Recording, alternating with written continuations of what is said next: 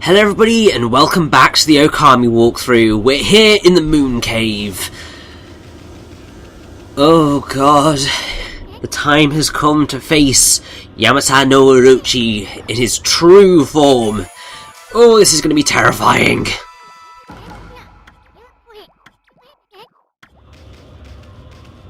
Are we going to be powerful enough to do this?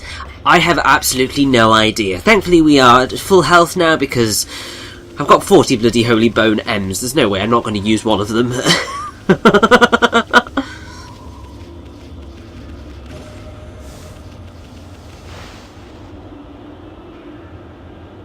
But there we go. The hideous form of Yamata-no-Orochi. And... oh! Ōkami! What the hell are you doing here, mate?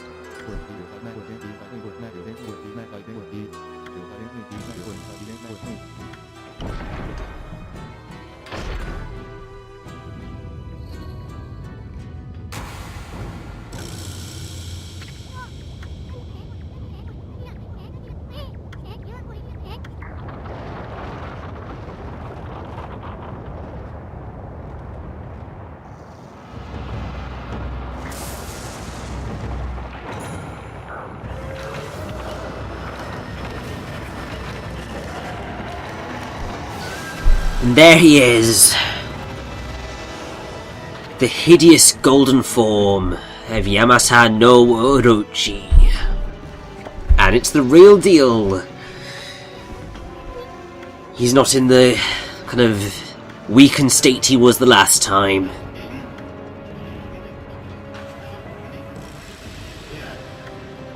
Now, there's a funny little kind of piece of information to do with designing this version of Orochi, as obviously blathering happens.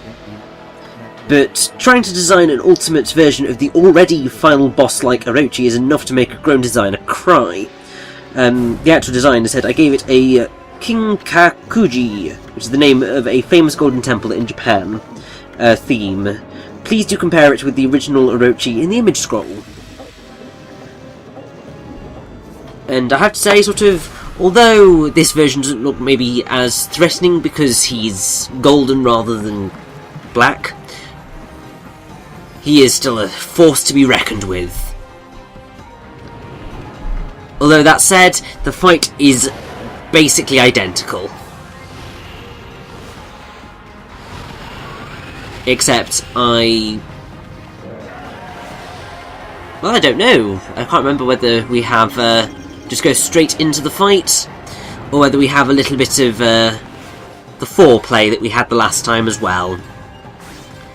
It is entirely the same fight, so this kind of introduces the frustration that a lot of people have with Ōkami, in that it reuses this boss fight way too much. And as cool as it is, it's not the best boss fight the game has, because it's long and it's slow and it's not hugely interesting. And I mean, I completely agree with people on that. The game does use this fight too much. I mean, this is the second time we faced it. It doesn't change at all. So it's a bit like, really? It works thematically in the sense of the narrative, and it's a really cool idea. It's just that gameplay-wise, it's a very repetitive boss. God, even just the thought of doing this boss fight's making me repeat myself.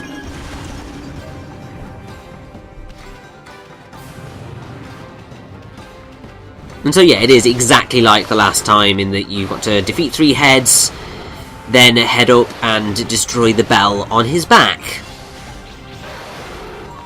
Now, I was cutting it maybe a little bit fine there. I seem to recall last time I used an exorcism slip L on it, because that just destroys it in one fell swoop, but I just thought, no, we will go the proper way this time. Just because. Mostly just to show off that we are an absolute badass.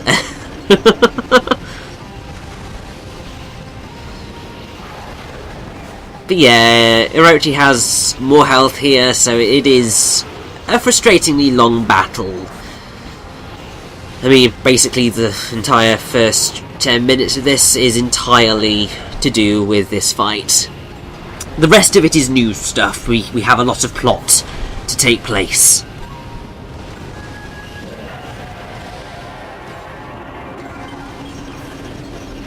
But yeah, we have to get through all of this before we can get to the wonderfully interesting plot.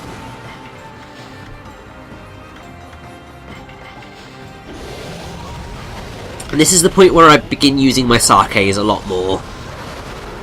Because without them, this fight would take absolutely forever. And, I mean, it's already taking time as it is. So, anything to speed up the process, really. And anyway, I suspect that the developers did kind of want you to use the sakes during fights like this because... obviously because they rank you on everything. The time frame in which you have to get like the highest ranks is not long. So I suspect that that probably has something to do with, like, they thought, well, use the sakes because that will speed up the process.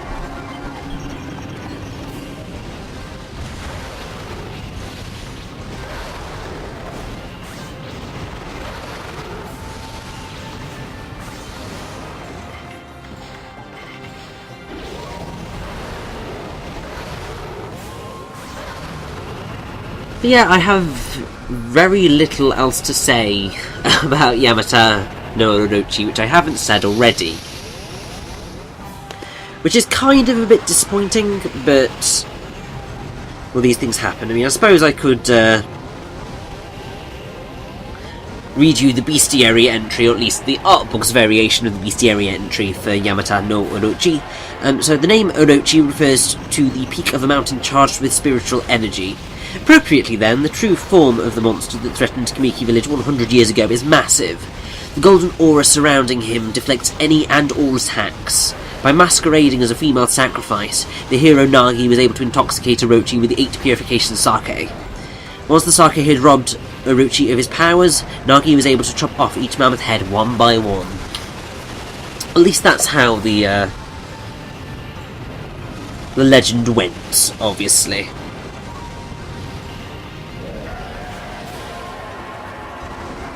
We'll just have to try and make that all work, won't we?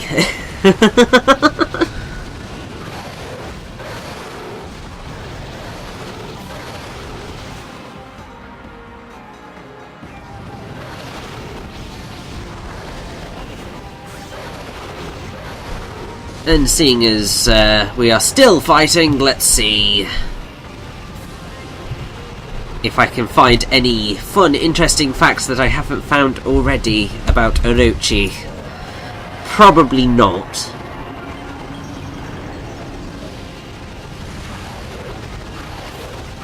I mean, potentially other than some of the examples he's turned up in another literature.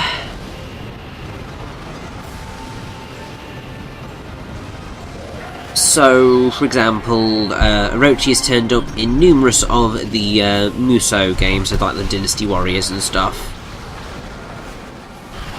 And he's sort of he's an actual warrior, which is hilarious.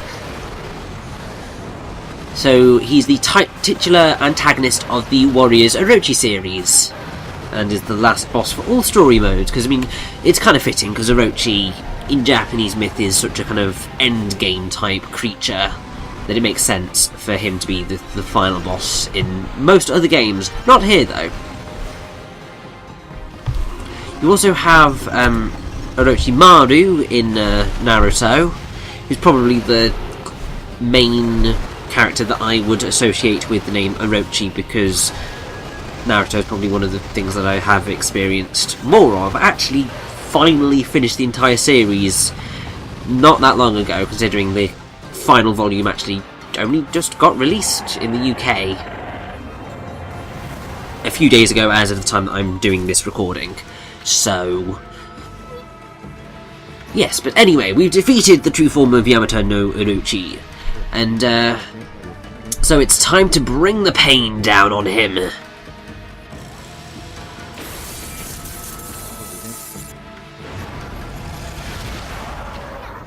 Also, tough luck, Ōkami. You ain't strong enough, mate.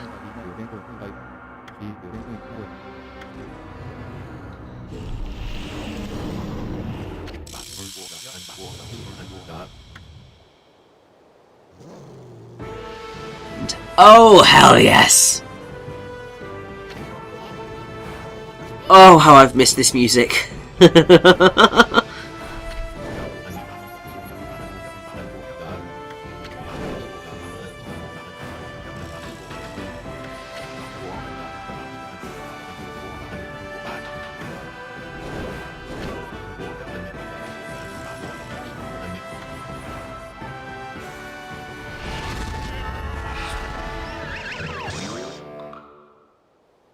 You were doing so well, Nagi.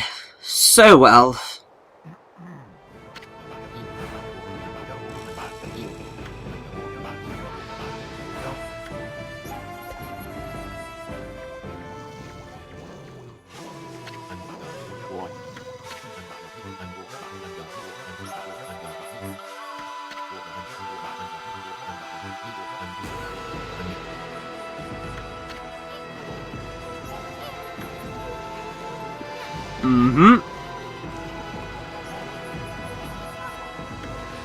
So the moon shone down upon the blade. I think we know what we should be doing, right?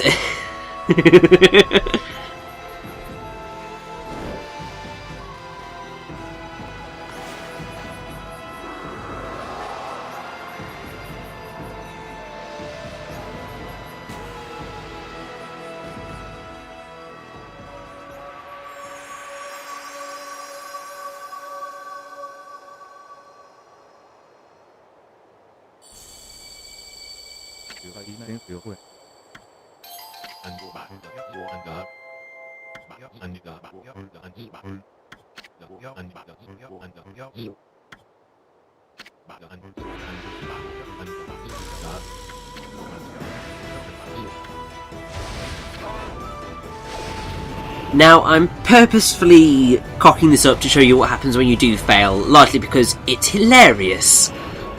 Because you get Nagi all beaten up. It's the same as Susanoo, but I just thought it made more sense here, because, well, why not take the mickey out of the hero of the legend? He's already looking ridiculous, so why not just add more fuel to the fire?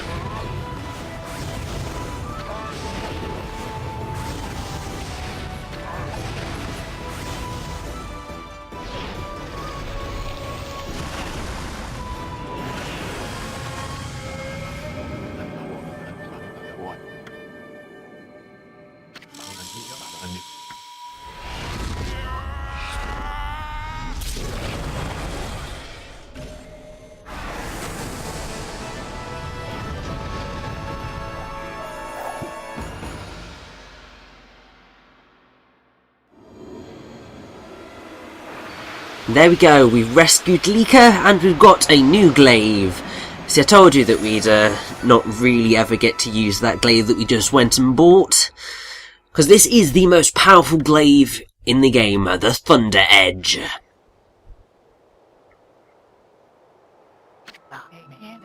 The moment that the legend of Nagi was fulfilled, it was the most beautiful sight one could imagine. Bathed in moonlight, Nagi's sword twinkled, reflecting golden light. With Orochi's body cleaved, the beast was sealed for 100 years. The sword was dubbed Tsukuyomi and enshrined in the moon cave.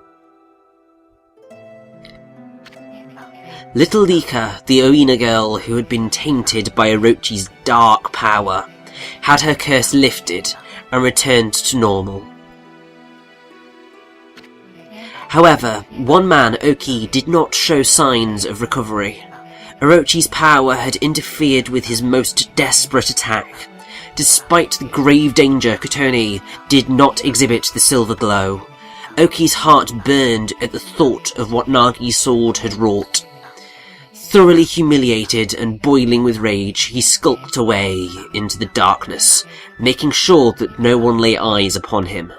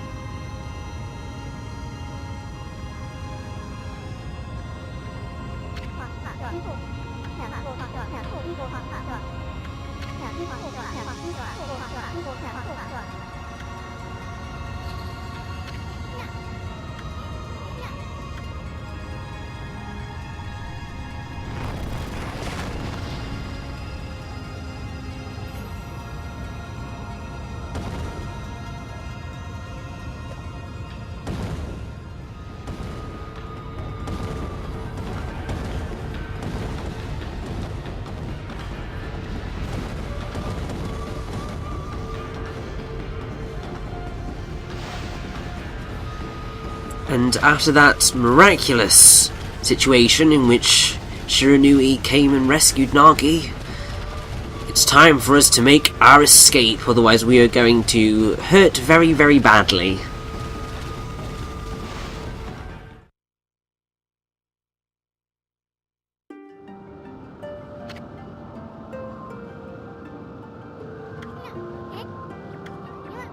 Yes, Issun, that was Shiranui. Or Army 100 years ago. And that was indeed Ishaku, being the celestial envoy that he was 100 years ago. Obviously he's a very old man right now. But yes, we've rescued Lika, and that is the most important thing.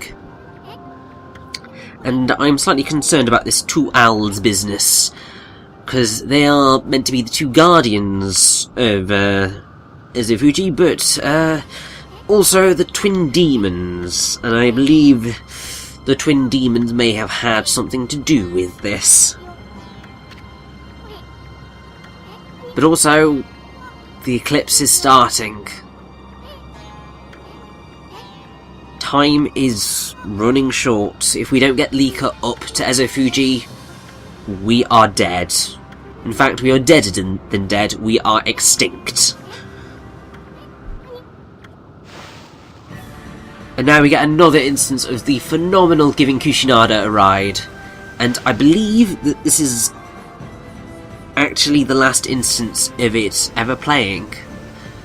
So enjoy it whilst it's here.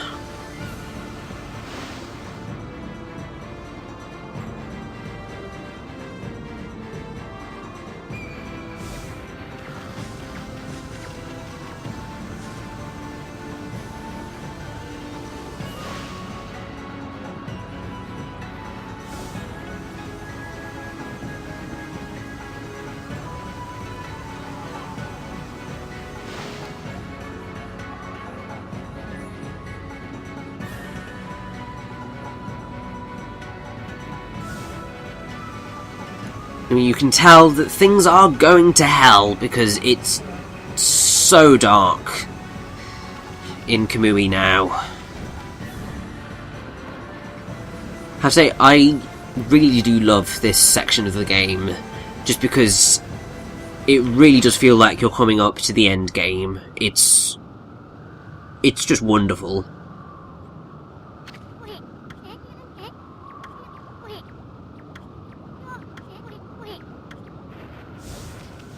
Yes, we do indeed need to get Lika to Ōkami Lake, or Ōrochi Lake. I will double check that information probably at some point in the future.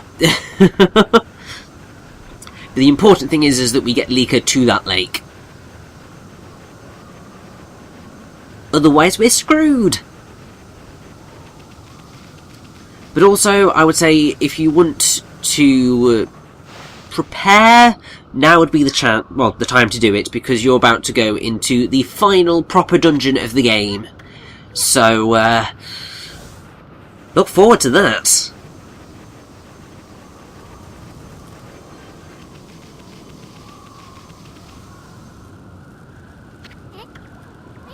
And as you can see, nobody's here at the altar, so that's not good. So where is everybody? Well, we'll have to find out where this blooming blizzard is coming from, won't we? And as you're probably guessing, as it's the only place that we haven't really visited, this blizzard is coming from the shrine all the way at the top of Ezo-Fuji. You can see the blizzard raging through there.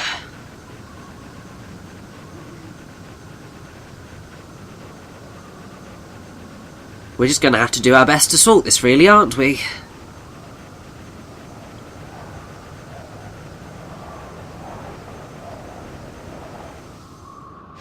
I wonder what caused this mess.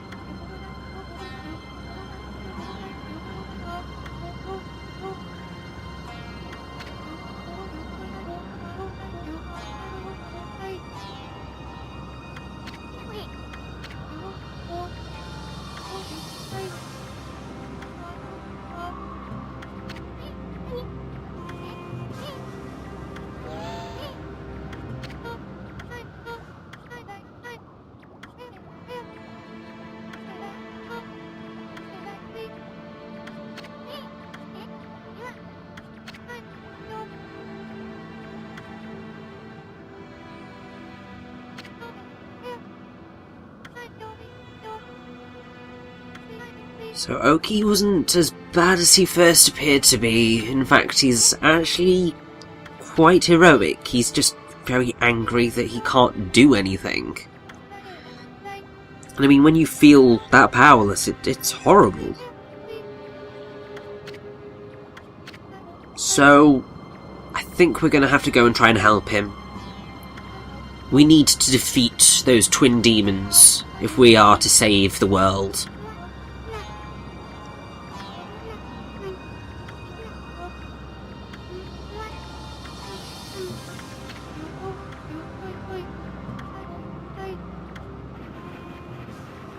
And so, off Tuskull and Lika go to begin the volcanic incantation. We're just going to have a little quick chat with Kai, Samikal and Kemu. And then we are going to enter into our final normal dungeon, the Waoku Shrine. And, whoo boy, it's going to be a doozy. Because not only is it long, there's also a reasonable amount of challenge in here, so it's going to be an interesting one, let's put it that way. Yeah, Gramps, that's not gonna work. But here we go. There's very little else left to do now. We're just gonna save, and then it's time to head into the Waoku Shrine after Ōkami. Let's do this.